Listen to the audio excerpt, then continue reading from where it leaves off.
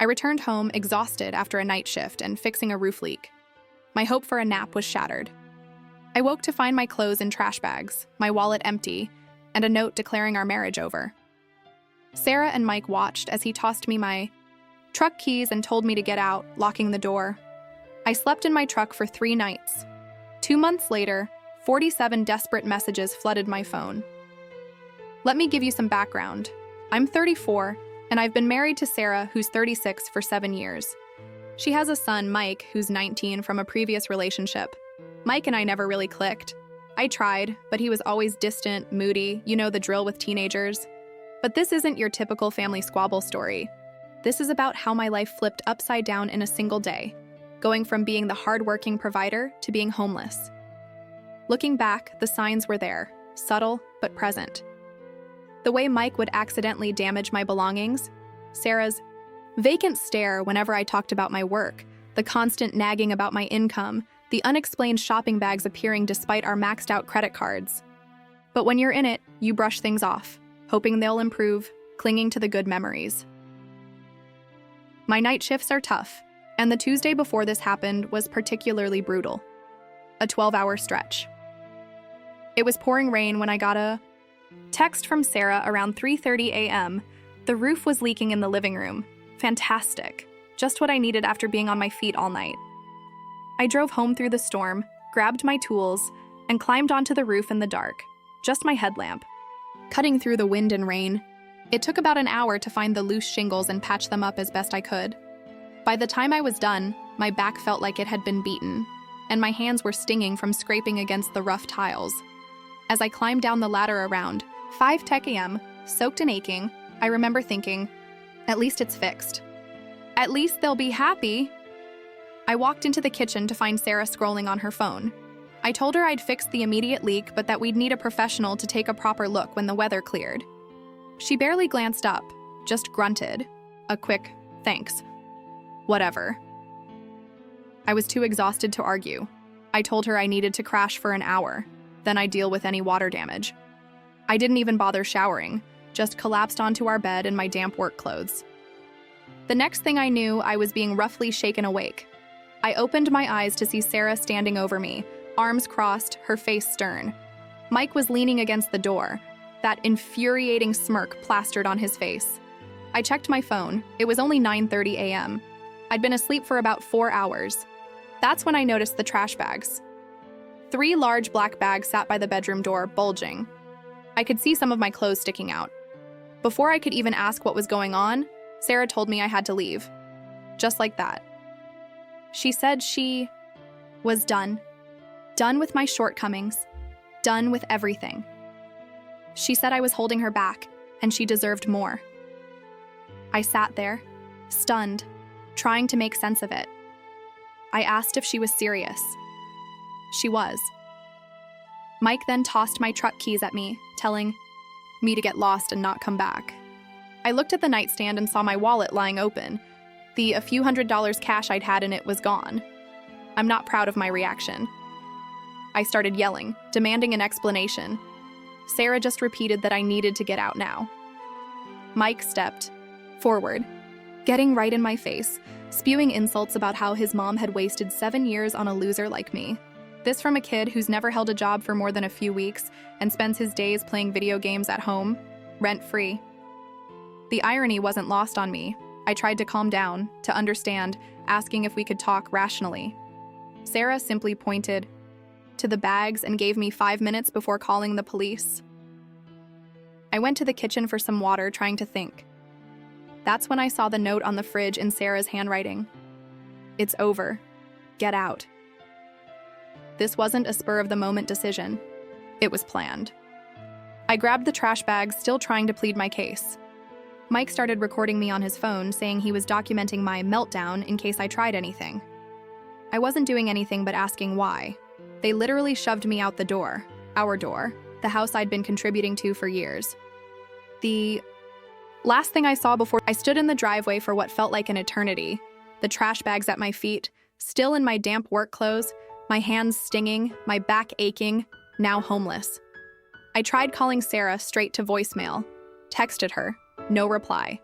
I could see them watching me through the blinds. Finally, I loaded my bags into my truck and just drove, parking in a 24-hour supermarket lot, trying to sleep in the cab. It was incredibly uncomfortable, and I kept waking up, thinking it was a nightmare. It wasn't. For 3 nights, that truck was my home. I showered at the gym, brushed my teeth in public restrooms, and showed up to work looking like hell. My coworker David eventually noticed something was wrong and practically dragged the story out of me. He offered me his couch until I could figure things out. The first thing I did when I had access to a computer was check our joint bank accounts. They were completely empty.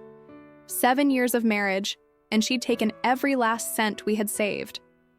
I called the bank, but there was nothing they could do since she was also on the accounts. I called the credit card companies and discovered she'd maxed out both our cards in the days leading up to kicking me out. Meanwhile, my calls and texts remained unanswered. I drove by the house once and saw Mike's friends' cars in the driveway. They were having a party in my house while I was sleeping on David's couch. That's when something inside me shifted. The confusion and hurt began to solidify into something colder, more resolute. I stopped calling, stopped texting, and started making plans. I found a small apartment with David's help, opened new bank accounts, focused on work, and began meticulously documenting everything. It's been a month since she threw me out. A month of rebuilding my life from scratch, swallowing my pride, and accepting help from near strangers. A month of a quiet rage building inside me, keeping me awake at night. But here's the thing. They don't know I'm not the type to just give up. I've worked hard my whole life. I know how to endure, how to be patient, and how to fight back. Next time I post, I'll tell you about what I learned when I finally consulted a lawyer. Let's just say Sarah and Mike have no idea what's coming. Because when you discard someone like they're worthless, sometimes they return as your worst nightmare. Update 1. Holy moly, I never expected my last post to get so much attention. The support from this community has been incredible. Honestly, reading your comments brought tears to my eyes a few times. Yeah, I know, not very manly, but when your whole life gets tossed in the trash, knowing random internet strangers have your back hits differently. So it's been just over a month since Sarah and Mike kicked me out of what was our house. A lot has happened. Get ready, because it's about to get even crazier. First off, I'm settled into a tiny studio apartment now. It's basically a glorified closet with a bathroom, but it's mine. David has been a rock through all of this, helping me find the place. After 2 weeks on his couch, I desperately needed my own space, even if it meant living somewhere that makes a college dorm room look spacious. The walls are paper thin, the shower takes forever to heat up, and the microwave and fridge can't run simultaneously without tripping the circuit breaker. But every night I spend here is another step in rebuilding my life. Something strange happened about 2 weeks ago. I was grabbing coffee at the gas station before work and ran into Sarah's cousin, Jessica. Jessica has never been a fan of mine, always giving me the cold shoulder at family gatherings. But there she was, looking incredibly uncomfortable, avoiding eye contact as she waited for her order. I was about to just ignore her when she suddenly approached me, asking how I was doing in this strange, guilty tone. I gave her a generic hanging in there response. That's when she dropped a bombshell. Apparently, Sarah had been planning to kick me out for months, talking about it at family gatherings, telling everyone I was lazy and useless. She'd even been strategizing the best way to do it. Let that sink in. While I was working my tail off and fixing things around the house, my wife was actively plotting to throw me out. The worst part, according to Jessica, was that the roof leak that night wasn't even real. Sarah had used the garden hose to spray water on the roof to create a believable emergency, knowing I'd be exhausted from work and would climb up there in the storm to fix it. She wanted me tired and vulnerable. Who does that? Jessica seemed genuinely disturbed by the whole situation, saying she'd felt guilty for weeks knowing what was coming and not warning me. Better late than never, I suppose. She also mentioned that information was the final straw. The next day, I called a lawyer. This is where things get complicated. The lawyer, a no-nonsense older gentleman named Robert, asked about the house deed. It turned out the house had been jointly purchased a few years into our marriage, but the paperwork was a mess. We'd intended to refinance and put both our names clearly on the new mortgage, but life got in the way, and it never happened. Legally, it was still somewhat ambiguous. Robert explained that because of this, it would be a much tougher fight, but not impossible. He advised me to gather as much financial documentation as possible. So I spent the next week meticulously documenting everything. I got copies of all bank statements showing the drained accounts and the credit card statements detailing Sarah's spending spree right before she kicked me out. I documented all the ignored texts and calls. Meanwhile, I focused on getting my own life in order. I picked up extra shifts, started packing my own lunch, canceled unnecessary subscriptions. Every saved dollar was another step towards rebuilding. At night, I'd sometimes catch myself scrolling through social media, even though I knew it would upset me. Sure enough, there were Sarah and Mike posting pictures of renovations they were doing to the house with what was essentially my money. New furniture, a state-of-the-art entertainment system, Mike's room getting a complete overhaul, all while I was eating instant noodles in my cramped apartment. But I didn't comment, didn't react, just took screenshots, adding them to my growing file of evidence. Robert advised me to completely separate our finances. I closed the joint credit cards, removed Sarah as a beneficiary on my insurance, changed all my passwords, and severed every financial connection I could find. That's when we uncovered something disturbing. Sarah had taken out a significant amount personal loan using the house as collateral. While I had vaguely agreed to explore options for some home improvements months ago, I never signed any loan documents, and the amount was far more than we had discussed. Robert suspected foul play, possibly even forgery. The money seemed to be directly funding the renovations and Mike's new car. It felt like watching someone loot your life on a live stream, and I was powerless to stop it. But now, I wasn't entirely powerless. Robert had been diligently working on our case, gathering evidence of the questionable loan and the ambiguous house ownership situation. He was preparing legal documents, focusing on the financial discrepancies and the suspicious circumstances surrounding my eviction. The plan was to present a strong case arguing my rightful claim to the house and holding Sarah accountable for her actions. The paperwork was almost ready. In a few days, we would take the first legal steps. Yesterday, I drove by the house for the first time in weeks. They'd painted the front door a shockingly bright shade of orange. There were unfamiliar cars in the driveway, and through the windows, I could see people moving around, laughing, clearly, enjoying themselves in what I still considered my home. They had no idea what was coming.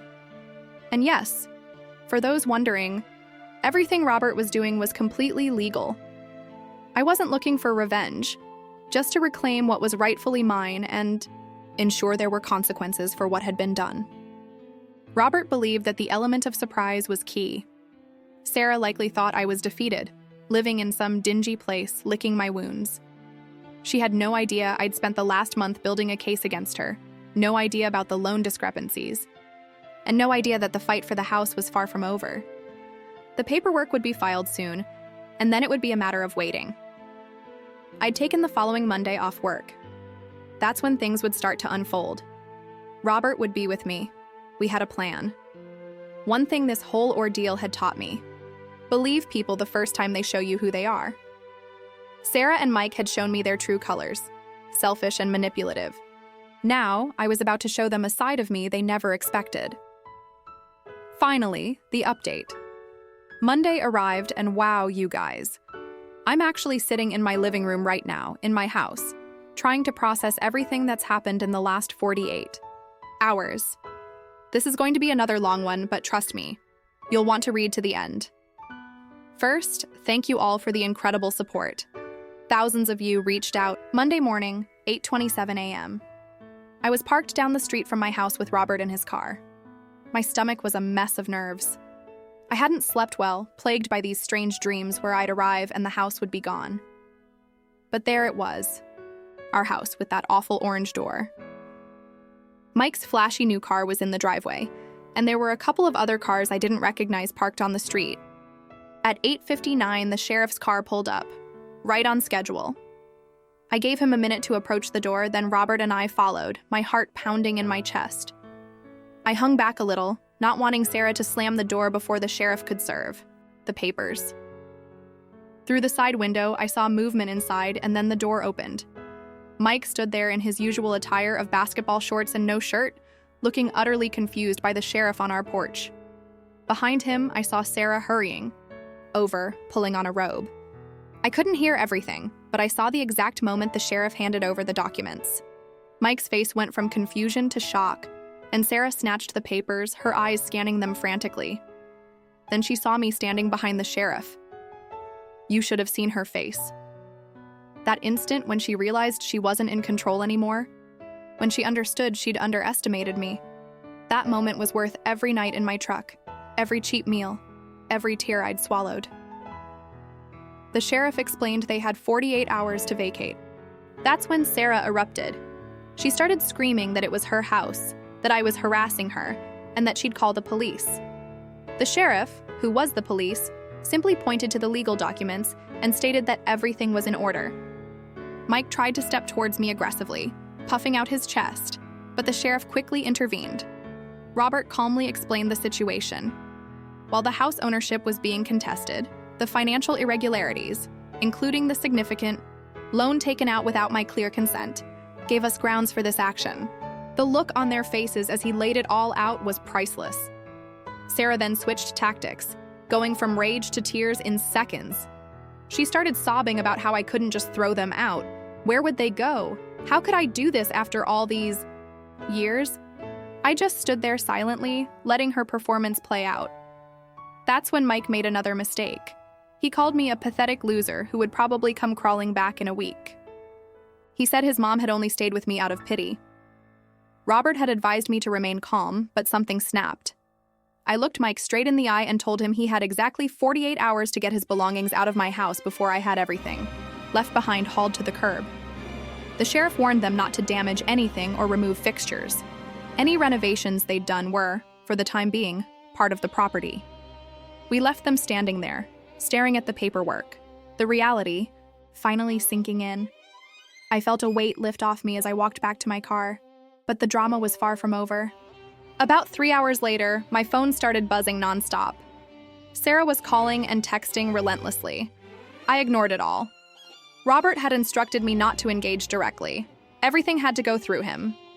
By evening, I had 17 missed calls and 23 texts, ranging from angry threats to desperate pleas for me to take her back. Screenshots of everything went straight to Robert. The next morning, Tuesday, I checked my phone and nearly dropped it. 47 messages overnight.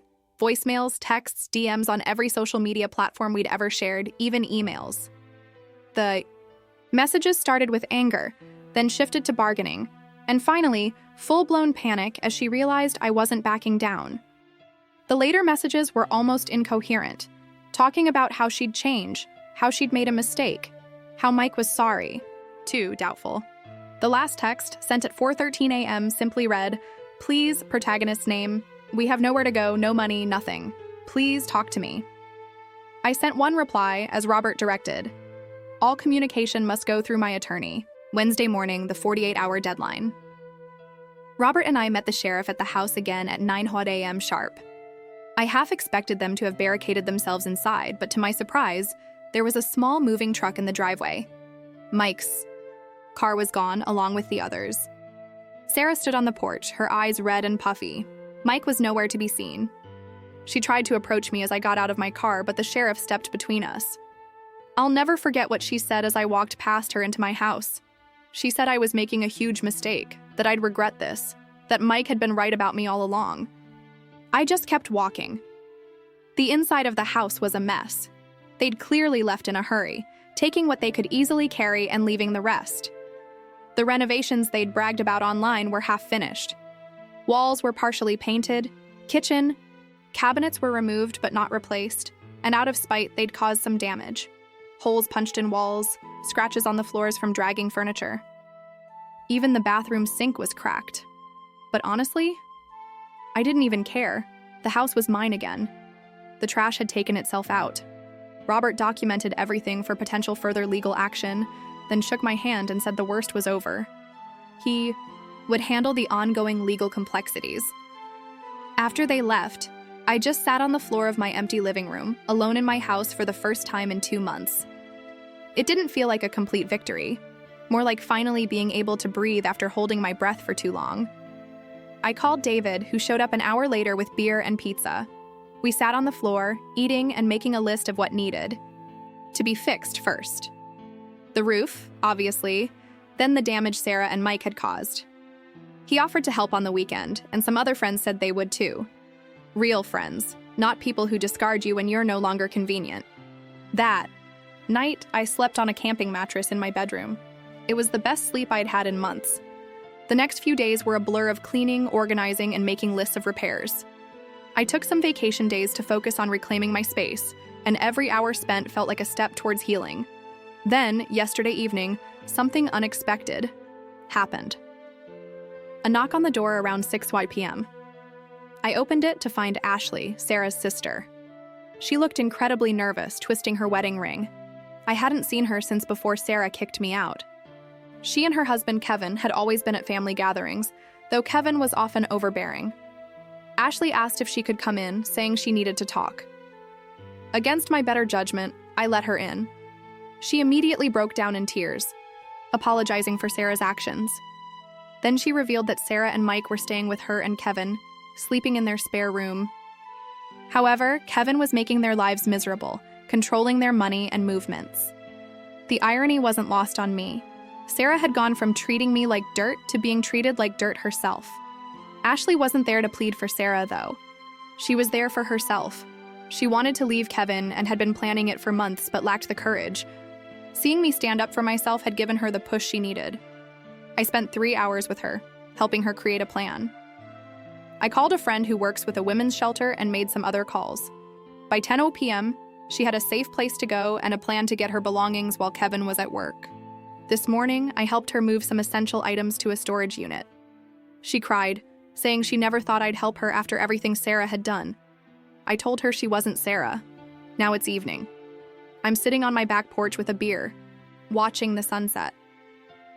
My house still needs a lot of work, my finances are still recovering, and the legal issues with Sarah aren't fully resolved, but I feel free and stronger than I was 2 months ago. Funny thing, Ashley texted me an hour ago. Apparently, Kevin blamed Sarah and Mike for Ashley leaving and kicked them out. They have nowhere to go, no money, and Mike's car was repossessed yesterday. No friends are willing to take them in. Karma is truly something, so that's where things stand. I'm rebuilding, they're falling apart, and every day I feel a little less angry and a little more at peace. Thanks for following my story, Reddit. Your support meant the world. Oh, and to the commenter who asked if I'd ever take Sarah back if